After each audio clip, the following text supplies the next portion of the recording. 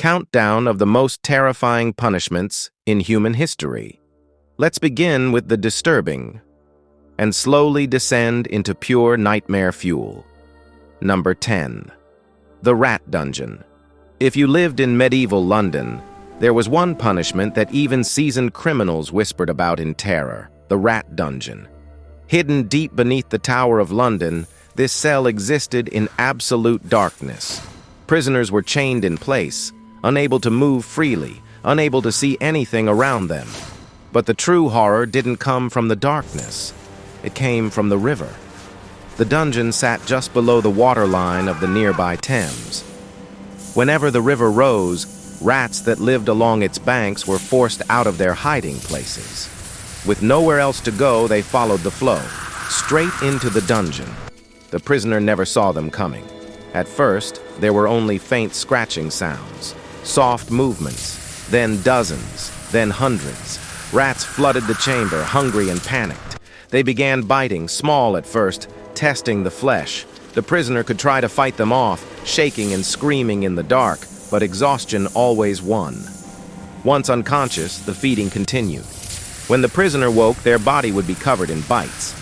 And this wasn't a one-night ordeal. Victims were left there for days, sometimes weeks. By the late medieval period, prisoners weren't even retrieved anymore. They were simply thrown in and forgotten. Number 9. The rack. The rack wasn't designed to kill. It was designed to break you. This device, used widely throughout Europe, resembled a wooden frame with rotating rollers. A prisoner's wrists and ankles were tied to ropes connected to a ratcheting mechanism.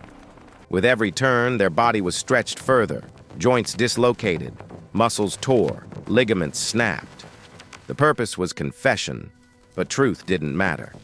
Victims eventually said anything to make it stop. Some were released, unable to walk, permanently crippled. Others weren't so lucky. In 1546, Anne Askew, a young Englishwoman, was tortured on the rack for refusing to name fellow Protestants. Her body was destroyed. She couldn't stand afterward. She was carried to the stake and burned alive. Her crime? Reading scripture in private. Number 8. Keel Hauling.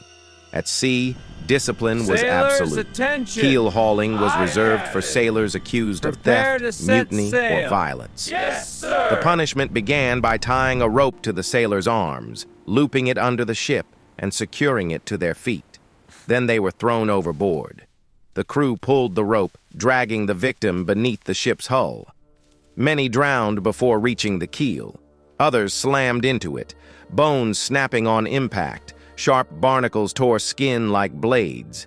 If the sailor somehow survived one pass, 3 outcomes followed. Dragged again, guaranteed death. Released, only to die slowly from infection.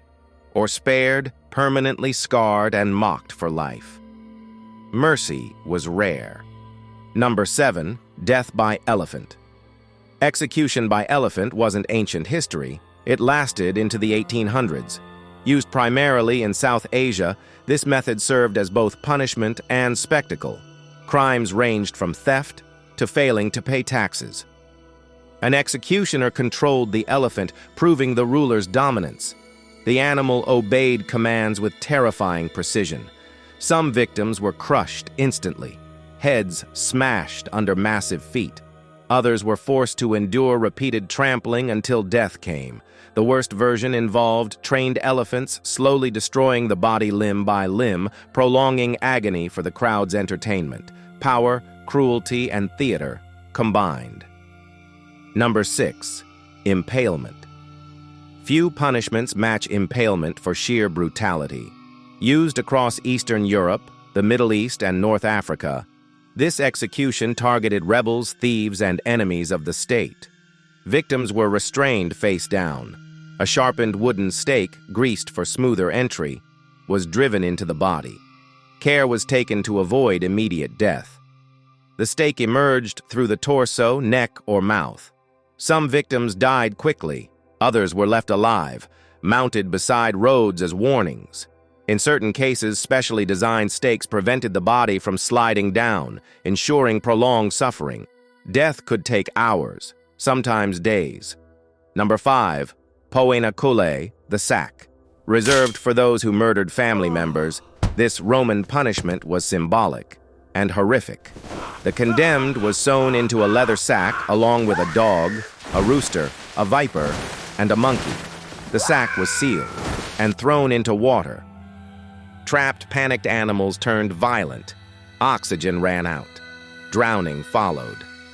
Later versions offered choice: death in the sack or public execution in an arena.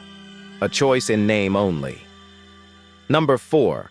Rat torture rats appear again, this time in far more calculated cruelty. One method involved placing a rat in a container pressed against the victim's body. Heat was applied. The rat, desperate to escape, gnawed its way through flesh. Another method, used secretly during political dictatorships, forced rats into the body using tubes. Victims were interrogated while this happened. Many disappeared. Records are scarce. Survivors are even fewer. Number 3. Gibbeting. Gibbeting turned death into a long-term warning. Bodies were placed in iron cages shaped to human form and hung in public spaces, roads, harbors, crossroads. Sometimes the victim was already dead, sometimes not.